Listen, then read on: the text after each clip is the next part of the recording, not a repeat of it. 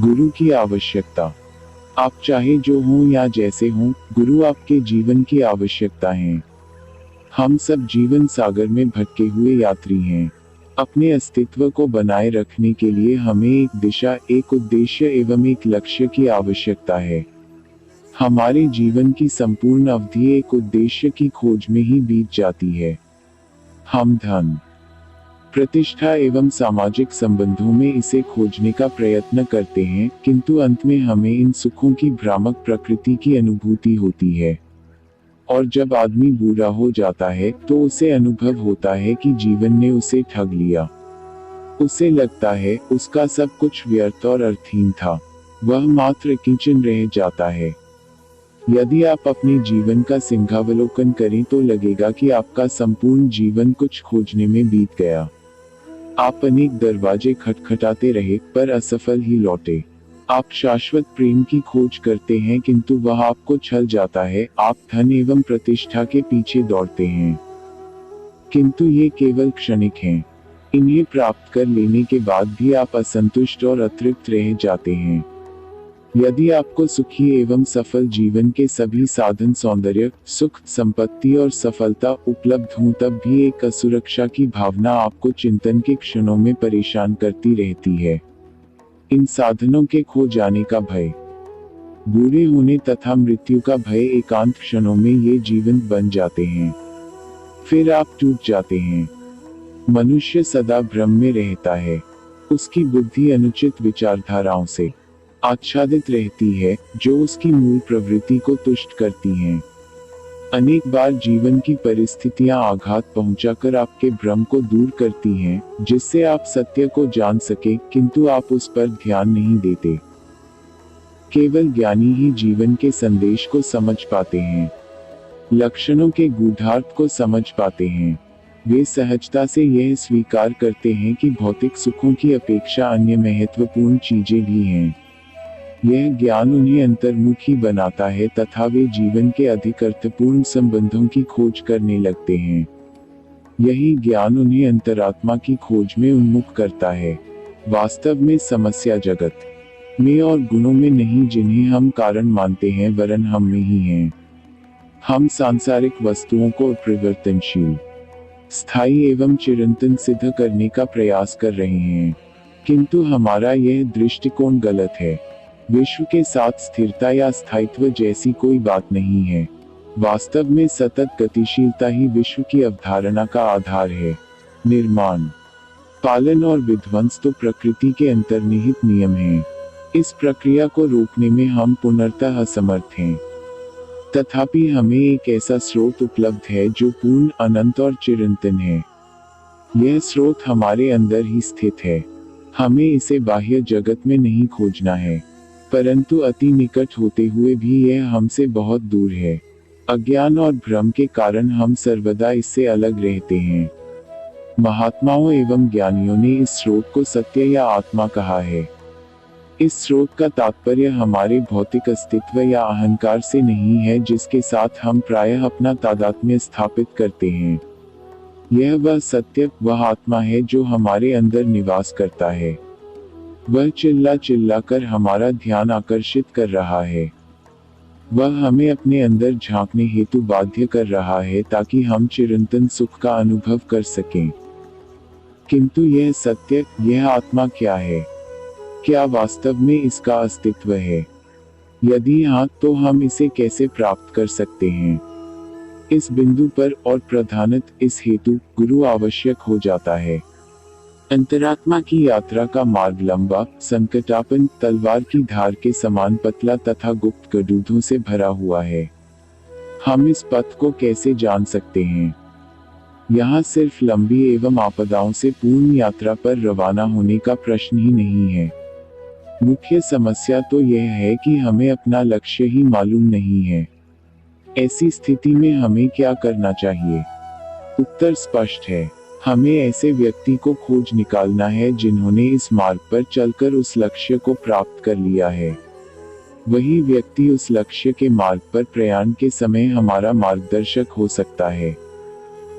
जिन मनीषियों ने गुरु शिष्य संबंधों का आविष्कार किया, उन्हें सांसारिक एवं स्थूल संबंधों की सीमाओं के बारे में पुनर्तः स्पष्ट अंतर्दृष्टि प्राप्त थी। वास्तव में हमारी यात्रा में वह व्यक्ति कैसे हमारा मार्गदर्शक हो सकता है जिसकी सजगता का स्तर वही हो जो कि हमारा है। यह तो वैसा ही है जैसा कि एक अंधा व्यक्ति दूसरे अंधे व्यक्ति का मार्गदर्शन करे। जिन लोगों ने इस तथ्य को स्पष्ट रूप से समझ लिया है उन्होंने किसी ऐसे अधिक प्रज्ञायुक्त एवं अनुभवी व्यक्ति को खोज निकाला है जो उच्चतर उपलब्धि की ओर जाने वाली राह पर उनका मार्गदर्शन कर सके। दूसरे शब्दों में उन्हें गुरु मिल गया है। धर्म ग्रंथों में इस तथ्य पर बार बार बल दिया गया है कि गुरु के मार्गदर्शन के बिना कोई भी व्यक्ति आध्यात्मिक जीवन में प्रगति नहीं कर सकता। सभी दृष्टिकोणों से यह एक तर्कपूर्ण दावा मालूम पड़ता है। एक शिक्षक की सहायता के बिना हम विज्ञान, कला, इतिहास, भूगोल, गणित एवं वास्तुशिल्प का ज्ञान प्राप्त नहीं कर सकते। इसी प्रकार आध्यात्मिक ज्ञान के लिए हमें एक गुरु स्वीकार करना ही पड़ेगा। अनेक लोग यह तर्क देते हैं कि गुरु आवश्यक नहीं है, वास्तविक गुरु तो हमारे अंदर है। यह सत्य है, किंतु हम में से ऐसे कितने हैं जो उसकी आवाज को सुनने, उसे समझने तथा उसके निर्देशों का अनुकरण करने का दावा कर सकते हैं। वास्तव में हम तो उसके अस्तित्व में संदेह करने हेतु भी प्रवृत्त होते हैं। मनुष्य की मानसिक अवधारणाएं सीमित तथा स्थूल हैं। मानव मन विक्षुब्ध वासनाओं, इच्छाओं एवं महत्वाकांक्षाओं का संगम है। इस हलचल के बीच आपके लिए गुरु की आवाज सुनना कैसे संभव हो सकता है? उसकी आवाज तो नीरवता की, शांति की आवाज है। यह प्रयास वैसा ही व्यर्थ है जैसा कि एक कमरे में एक ऊंचा सुनने वाले व्यक्ति से वार्तालाप करना, जहां उच्चतम आवाज पर बैंड बाजा बज रहा हो। आप जो कह रहे हैं उसका कुछ अंश भी वह समझे, इसके लिए यह नितांत आवश्यक है कि बैंड बाजा बंद कर दिया जाए। इसी प्रकार यदि हम अपनी नीरवता की आवाज सुनना समझना चाहते हैं जो हमारे आंतरिक गुरु से संबंधित है, तो हमें अपने मन के कोलाहल को बंद करना होगा। किंतु ऐसी स्थिति में, जबकि हम अपने मन की प्रतिकृति ही नहीं समझते, क्या ऐसा करना संभव है? हम यह नहीं जानते कि हम प्रेम, घृणा, ईर्ष्या, क्रोध और वासना का अनुभव क्यों करते हैं। अतः हम किस प्रकार उन्हें निष्कासित कर अपने अंदर दिन रात होने वाले कोलाहल को बंद कर सकते हैं। इसे दबाने का हम जितना ही अधिक प्रयास करते हैं, इसकी आवाज उच्चतर होती जाती है। इस आंतरिक अशांति या कोलाहल को रोकने हेतु हमें गुरु की आवश्यकता होती है। वे ही उन विधियों के अधिकारी या विशेषज्ञ हैं जिनके द्वारा शरीर, मन और आत्मा का नियंत्रण तथा नियमन होता है। वे ही वह मार्ग दिखा सकते हैं जिस पर चलकर हम अपने मन की उन नकारात्मक प्रतिकृतियों को बदल सकते हैं जो कि हमारे तथा हमारे आंतरिक गुरु के बीच बाधा बनकर खड़ी हैं। वे ही हमारे आंतरिक गुरु को प्रकट करते हैं जो कि हमारे ही व्यक्तित्व का एक अंश है। बाह्य देहधारी प्रत्यक्ष गुरु ही अंतर्यात्रा पर हमारा मार्गदर्शन करता है। हमारे अंदर स्थित महान प्रसुप्त शक्ति के विस्फोट हेतु वह प्रस्फोटक का कार्य करता है। ऐसा होने के उपरांत हम स्वेच्छा से अपनी अंतरात्मा से संपर्क कर सकते हैं। तब हम कह सकते हैं कि हमें गुरु की आवश्यकता नहीं है, किंतु इसके पूर्व नहीं।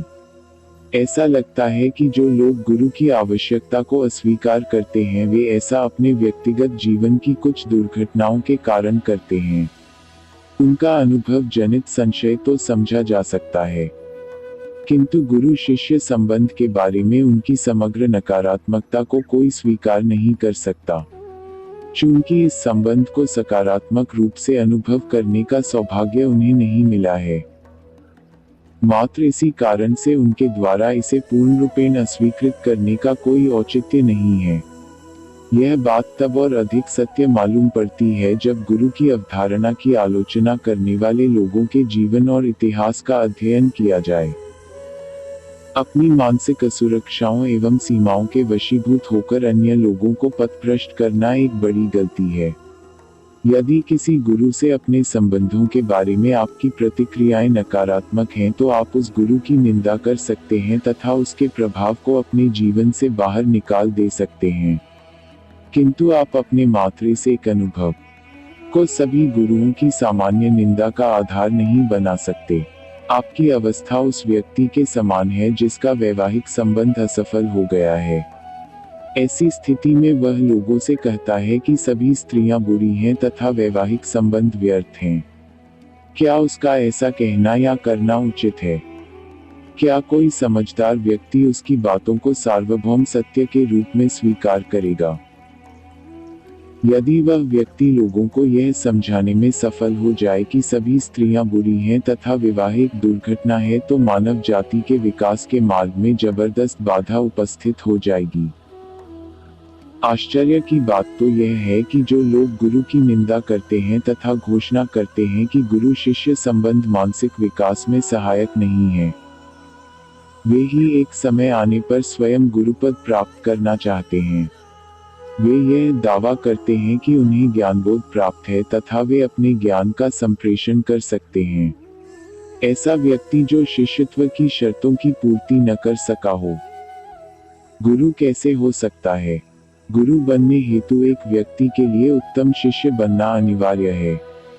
उसे उन कठिनाइयों, दुख, अनादर, आघातों तथा सत्य परीक्षाओं से गुजरना ही पड़ेगा जिनका सामना एक शिष्य को करना पड़ता है। उसे अपने अहंकार का उन्मूलन करना ही होगा तथा घास की एक पत्ती के समान विनम्र बनना होगा जो कि हवा के साथ हिलती डुलती है।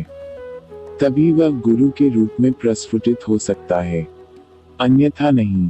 भूतकाल में तथा हाल के वर्षों में भी ऐसे अनेक उदाहरण मिलते हैं जबकि शिष्य का अनुशासित जीवन बिताए बिना शीघ्रता में गुरुत्व प्राप्त करने वाले लोगों को खतरों का शिकार होना पड़ा। यह अनुशासन केवल वैसे संतों के लिए आवश्यक नहीं है जिन्हें जन्म से ही ज्ञान बोध प्राप्त होता है। गुरु मार्गदर्शक प्रकाश है। वह भौतिक शरीरधारी हो सकता है किंतु उसकी आत्मा उच्च अज्ञात जगत में विचरती रहती है। वह अपनी नहीं, हमारी आवश्यकताओं हेतु धरती से जुड़ा रहता है। उसका प्रयोजन स्वार्थरहित है। उसकी इच्छाएं समाप्त हो चुकी हैं, उसका कोई लक्ष्य या आकांक्षा नहीं है। यद्यपि देखने वाले को ऐसा लग सकता है कि वह जो कुछ भी कर रहा है उसमें पूर्णतः लिप्त एवं डूबा हुआ है, किंतु उसके लिए सब माया है। उसमें एक विशेष योग्यता होती है कि वह प्रत्येक कार्य का एक अंग होता है और साथ ही उससे बाहर रहकर उसका साक्षी होता है। वह किसी भी समय अपने को उससे बाहर खींच ले सकता है। गुरु आपके जीवन की पूर्णता है। वह पवित्रता, शांति, प्रेम और ज्ञान की साक्षात मूर्ति होता है। गुरु ही आपके अंतःकरण के इन गुणों को प्रकट करने के उत्तरदायित्व का वहन करता है। जब आप अपने व्यक्तित्व की इन विशेषताओं को विकसित करना चाहते हैं तभी आपको गुरु की आवश्यकता होती है। आपके द्वारा स्थापित जीवन के अन्य सभी संबंध आपको इस लक्ष्य की प्राप्ति हेतु प्रेरित या निर्देशित नहीं कर सकते। एक बच्चे की निष्पक्षता और पवित्रता आपको प्रेमी, दयालु और सौम्य बनने हेतु प्रेरित करती है। इसी प्रकार गुरु अपने लक्ष्य की पवित्रता द्वारा आपको अपने आंतरिक विकास की ओर अभिमुख करता है। इसके अतिरिक्त आप में से कुछ लोग अपनी अंतरात्मा को जानने की आकांक्षा नहीं भी रख सकते हैं। यह हो सकता है कि जीवन के अनुभवों ने आपको गहराई से प्रभावित न किया हो, अतः आप बाह्य जगत में ही सुख की खोज जारी रखना चाहते हैं। ऐसा होने पर भी गुरु आपके जीवन का एक आवश्यक अंग है। आप यह अवश्य स्वीकार करेंगे कि कभी कभी जीवन की परिस्थितियों तथा क्षमता के अभाव के कारण आपको कष्ट भोगना पड़ा है। आप अपार धन के स्वामी हो सकते हैं किंतु दुर्बल स्वास्थ्य के कारण उसका उपभोग नहीं कर पाते। आपके अनेक बच्चे हैं किंतु वे नशीली दवाओं, उन्माद तथा विखंडित मानसिकता के शिकार हैं। आपका व्यवसाय अच्छा है परंतु उससे आपको अपनी इच्छानुसार मानसिक संतोष नहीं मिल रहा है। यह भी हो सकता है कि आपका कोई स्थायी पेशा नहीं है। कभी कभी किसी बुरा चाहने वाले के अशुभ एवं नकारात्मक प्रभावों के कारण आपका परिवार संकट में पड़ जाता है। आप किसी भी दृष्टि से विचार करें, आपको लगता है कि आप जीवन की बाजी हार चुके हैं। इन कठिनाइयों से बच निकलने के लिए आपने प्रत्येक उपाय का प्रयोग किया है। किंतु आपके सारे प्रयास व्यर्थ गए हैं। आप चिकित्सकों तथा मनोचिकित्सकों की शरण में गए हैं तथा अपनी तरफ से भी सभी प्रयास कर हार चुके हैं। किंतु यदि आपकी समझ में यह आ जाए कि गुरु संपर्क इन सांसारिक क्लेशों का भी सर्वोत्तम उपचार है, तो आप अनेक कष्टों से अपने को बचा पाएंगे। भारत में लोग गुरु की शरण में केवल आध्यात्मिक ज्ञान के लिए ही नहीं जाते हैं। वे यह अच्छी तरह जानते हैं कि गुरु जीवन की समग्र कठिनाइयों में उनकी सहायता कर सकते हैं। अतः वे उनसे ठोस एवं स्थायी संबंध स्थापित करते हैं। गुरु आपकी व्यवहारिक तथा आध्यात्मिक समस्याओं के निदान हेतु सदैव प्रस्तुत रहते हैं। वे आपकी बीमारी की चिकित्सा कर सकते हैं। यदि आपका परिवार अनिष्टकर तत्वों की छाया से ग्रस्त है तो उनके सकारात्मक प्रभाव से उसका निराकरण हो सकता है। आपके बच्चे आपकी सलाह की अवहेलना कर सकते हैं, किंतु वे गुरु की सलाह को अवश्य मानेंगे। यदि आपका व्यवसाय संकट में है तो तत्संबंधी आसन खतरों के बारे में आप उनसे सलाह कर सकते हैं। गुरु का अस्तित्व इंद्रिय ज्ञान के क्षेत्र में नहीं होता है। उन्हें ब्रह्म ज्ञान प्राप्त होता है और उनका यह ज्ञान स्थान और काल की सीमाओं से परे होता है। उन्होंने अपनी अंतर्दृष्टि की शक्ति विकसित कर ली है, अतः वे आपके भूत, वर्तमान और भविष्य को जान सकते हैं। ईश्वरीय शक्ति उनके माध्यम से कार्य करती है। यही कारण है कि उनके सत्संग या संपर्क का परिणाम हमेशा शुभ होता है। उनकी सलाह सही और निर्णय ठोस होते हैं। आप पर आने वाले संकटों को वे अच्छी तरह जानते हैं। यदि आप उनसे सलाह लें तो समय से बहुत पूर्व ही वे आपको चेतावनी दे सकते हैं, किंतु उन्हें समझने के लिए आपको उनके शब्दों के प्रति ग्रहणशील होना होगा। आप उनसे ठोस एवं स्थायी संबंध स्थापित करने का प्रयास अवश्य करें। ऐसा होने पर जब भी आपको उनकी आवश्यकता होगी, आपको उनकी सुरक्षा और मार्गदर्शन तत्क्षण प्राप्त होंगे। जीवन में आपकी कोई भी भूमिका हो, आप धनी हैं या गरीब, सुखी हैं या दुखी, स्वस्थ हैं या अस्वस्थ, आपकी चेतना विकसित है या अविकसित, आपकी शिक्षा के लिए गुरु के पास कुछ न कुछ अवश्य है। उनके पास सभी लोगों के लिए एक न एक संदेश है। जिस व्यक्ति ने कभी भी कठिनाइयों का अनुभव नहीं किया है, वह भी अस्वीकार नहीं कर सकता कि उसके जीवन में भी असंतोष, निराशा और रिक्तता की अनुभूति के क्षण नहीं आए हैं। गुरु आपके जीवन की इस रिक्तता की पूर्ति करते हैं।